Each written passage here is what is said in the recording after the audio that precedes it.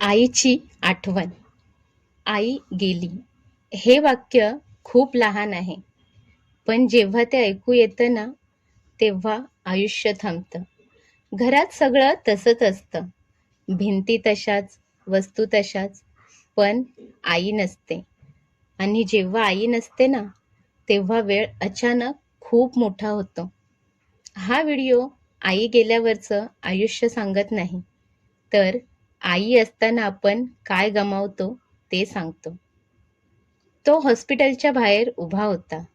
हातात मोबाईल होता, पण पहिल्यांदा स्क्रीन काळीच राहिली.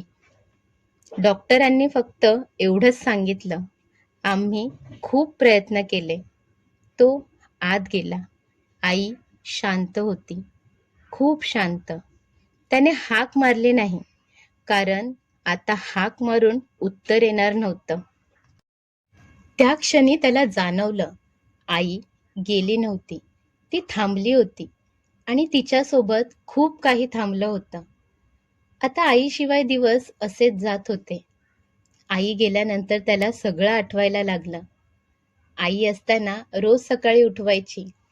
तो डोळे न उघडताच म्हणायचा, आई 5 मिनिटं अजून. आई काही बोलायची नाही. आता मोबाईल अलार्म वाजतो. स्नूज, पुन्हा स्नूज. तेव्हा उठवणारा आवाज त्रासदायक वाटायचा. आज तोच आवाज असता तर दिवस सुंदर झाला असता.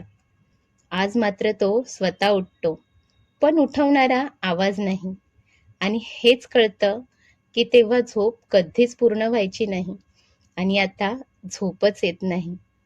तेव्हा त्याच्या डब्यात जेवण असायचं प्रेमाने भरलेलं. कधी विचारही करायला लागायचा नाही आज काय खायचं आहे ते.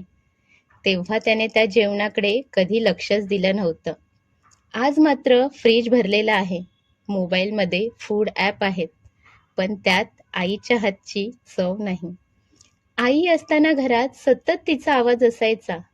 भांडी वाजायची. दिवसभर आईची बडबड असायची. पसारा करू नकोस.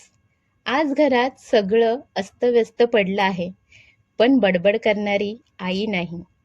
वडील आजही आहेत, पण आई गेल्यानंतर ते अजूनच शांत झालेत.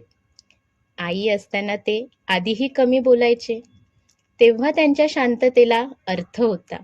आज मात्र ती शांतता रिकामी वाटते. आई असताना वडील मजबूत दिसायचे. आज मात्र ते खुर्चीत बसून फक्त भिंतीकडे पाहतात. आई असताना मोबाईल सतत हातात असायचा. आईचा कॉल यायचा. तो म्हणायचा, नंतर बोलतो. आज मात्र तो स्वतः मोबाईल उचलतो. आईचा नंबर अजूनही सेव्ह आहे, पण कॉल लागू शकत नाही. आणि हेच सगळ्यात जड आहे. आई असताना सण म्हणजे उत्सव होते. ती सकाळी आरती करायची. घरात सुगंध पसरलेला असायचा. आज सण आले, तो स्टेटस टाकतो, मिसिंग दोज डेज. पण त्या शब्दांमध्ये आई येत नाही, कारण आई आठवणीत बसतच नाही. ती घरातच हवी असते. आई गेल्यानंतर वेळ बदलली. काम तेच आहे, आयुष्य तेच आहे, पण अर्थ बदलला. जेव्हा आई होती तेव्हा तो बिझी होता. आता त्याच्याकडे भरपूर वेळ आहे, पण तो वेळ कोणासाठी आहे? आईसाठी नाही. तो आता वडिलांसोबत वेळ घालवतो, कारण त्याला कळले आई गेली, पण वडील अजून आहेत. आणि एकदा तेही फक्त फोटो झाले, तर उशीर झालेला असेल. आज तो स्वतःला एकच प्रश्न विचारतो, आई असताना मी थोडा थांबलो असतो तर काय बिघडलं असतं? एक कॉल केला असता तर काय कमी झालं असतं? 5 मिनिटं दिली असती तर आयुष्य थांबलं असतं का? आई गेल्यावर वेळ उरतो, पण आई नसते. वेळ संपल्यावर फक्त आठवणी उरतात आणि आठवणी कधीच मिठी मारू शकत नाहीत.